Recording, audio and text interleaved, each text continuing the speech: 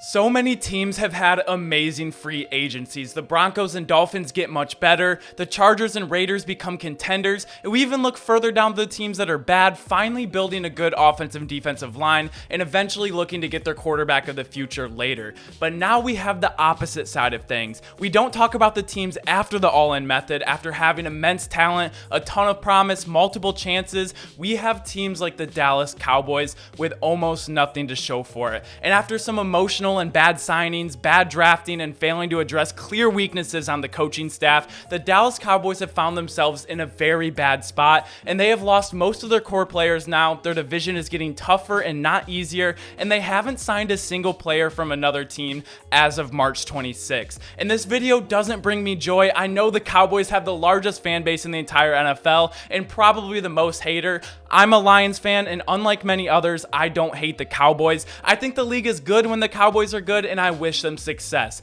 But I do need to be realistic and call it as I see it. And so in today's video, we are going to break down exactly what happened, go over the rise and fall of this era of the Dallas Cowboys, and see how they got into the place that they're in now, the mistakes they made, and how other teams can avoid and learn from it and avoid these same mistakes in the future. There's a lot to talk about, so let's get into it. The first thing we need to look at is where it all started, as it seems the Cowboys' run was going to be over after some heartbreaking playoff losses with great teams. The aging Tony Romo was just not what he once was. That is until 2016 when they drafted Ezekiel Elliott out of Ohio State 4th overall, and then Dak Prescott in the 4th round out of Mississippi State. Arguably the two most impactful picks a team has made in the same draft in recent memory, as they both went on to have monster rookie years, with Zeke running the ball behind the best offensive line in the league, gaining over 1,600 yards and 15 touchdowns, which allowed Dak to have a Rookie of the Year season with huge plays with his legs and off of play action.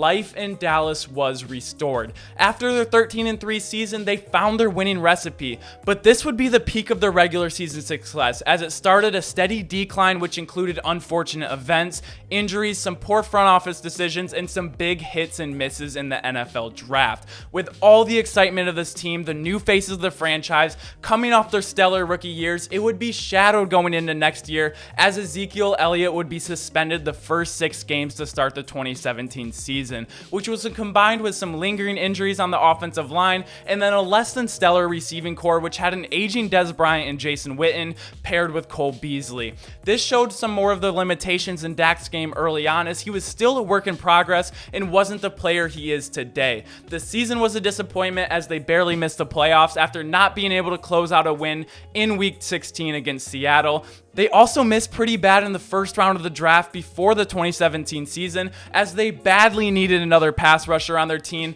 and selected Taco Charlton out of Michigan with the 28th pick, but passed on TJ Watt, who was selected just 2 picks later. After missing the playoffs, they realized some changes would need to be made and chose to be more aggressive, but still kept Coach Jason Garrett, even though fans were screaming for his job at this point. But Jerry Jones loved Jason Garrett and seemingly gave him every chance imaginable to show he's more than a mediocre coach. The 2018 season in retrospect started as a letdown, as once again they flopped in the first round of the draft. They decided they needed a linebacker to bring some youth to that position, which was accurate, but they ended up selecting Leighton Vander Esch over Darius Leonard and Fred Warner, who were some of the next linebackers taken off the board.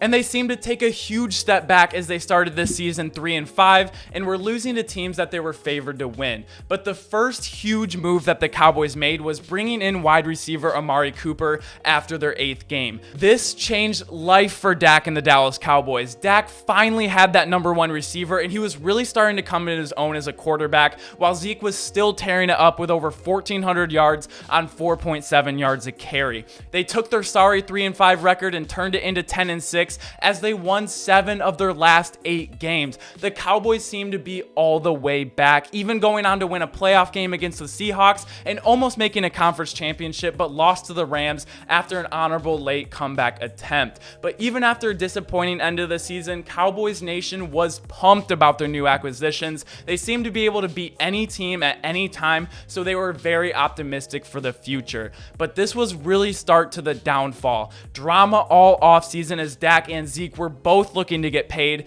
Zeke holding out for months on end to get his money, which, as I mentioned earlier, the start of a few emotional decisions that they did end up paying him, which made him the highest paid running back in NFL history at the time, which history has shown, and this is no exception, is a massive mistake. The 2019 season was the start of the NFC Least conversation, as it showed to be the worst division of football, and it wasn't even close. In retrospect, the Cowboys should have been head and shoulders above the competition, but a combination of lackluster back end of the season, losing 4 of their last 6 games, to have yet another Jason Garrett 8-8 season, injuries and an aging offensive line, and simply underwhelming performances from their stars riddled this mediocre season, but also led Dak to have a phenomenal statistical season, but as Shannon Sharp calls it, a lot of empty calorie stats when they had huge multiple possession deficits in the second half of games. This was the 3rd consecutive season where all of Cowboys Nation was yelling since 2016, "This is our year,"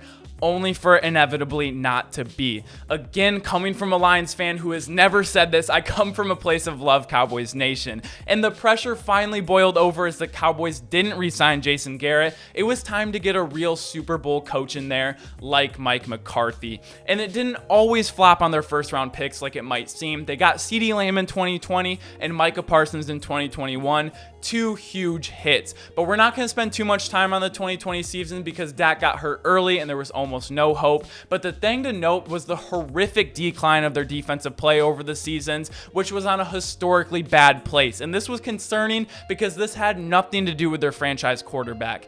2021, it seemed that all the stars were aligning. They still had Zeke. They had one more run with their offensive line. Dak was back from injury. They still had Amari Cooper, CeeDee Lamb, Cedric Wilson, Michael Gallup, Dalton Schultz. Kellen Moore seemed to be the right guy for their offensive coordinator as he led them to the best, if not the best, offense in the NFL.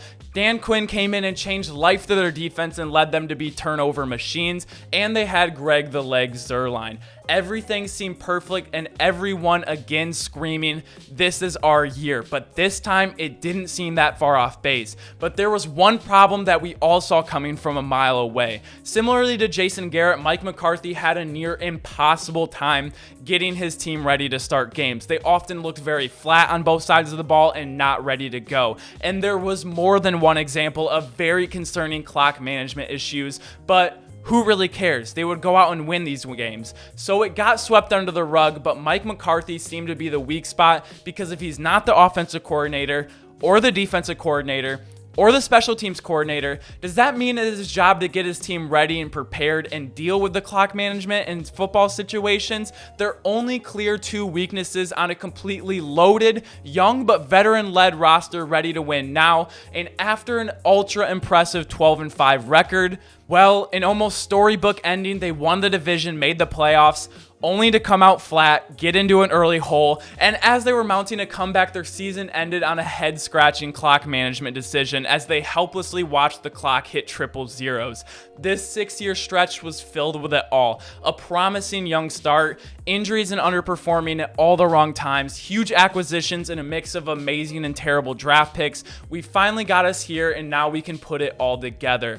As this star-studded roster had one last dance, and as all these NFL teams are getting juiced for the upcoming season with all their new stars on offense and defense, the Cowboys now see that they way overpaid for Zeke and Amari Cooper. Their offensive line has been the nucleus to all their success for these years, and yes, they are getting older, but now they don't have the money to give them competitive deals that other teams are offering. They give Michael Gallup, who will be coming off an ACL injury, a big deal. They give up Amari Cooper for essentially a 6th-round pick after deciding to do this instead of restructuring his deal, which he wanted at the end of the day. They also lose receiver Cedric Wilson. They lose Lyle Collins and Connor Williams on the offensive line and Randy Gregory on the defensive line after a controversy-filled situation that didn't settle well with Gregory. And as of March 26th, they haven't signed a single person from another team this free agency period. So after they lose in the first round of the playoffs, other teams have gotten much better. Not only did the Cowboys not improve, they lose major pieces on both sides of the ball and are stuck with a head coach that I have little to no faith in, and I genuinely question what he brings to the table to contribute to their success.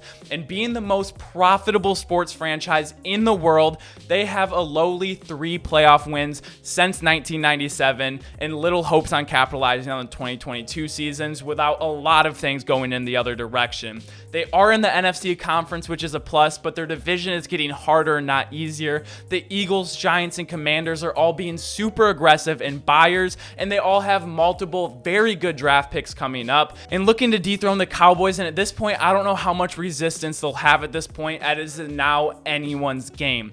This was a sad decline, and seeing the promising core of the team depart with little to show for it has to be incredibly frustrating if you're a lifelong Cowboys fan. But how do they get out of this hole? Well, without the use of a time machine, a lot of the damage has already been done with the people they've signed, the draft picks they've made, and the people they decided to let walk and who they hired. They still have Dak, who's a great quarterback in my opinion, but they don't have the roster to attract free agents to sign team-friendly deals when a litany of other teams can offer more compensation with a more promising chance to win it all. The Cowboys are in a bad place, but you can get a fan base to buy into the future and a rebuild, but the Cowboys have too much pride and too much talent on their roster to go that route, so they will more than likely have to compete with what they have, getting bad to very bad draft picks as they might win their division, but when it comes playoff times, I believe in their roster last year, but much less this year, and I will always bet on the better coach with an equal or better roster in big-time games,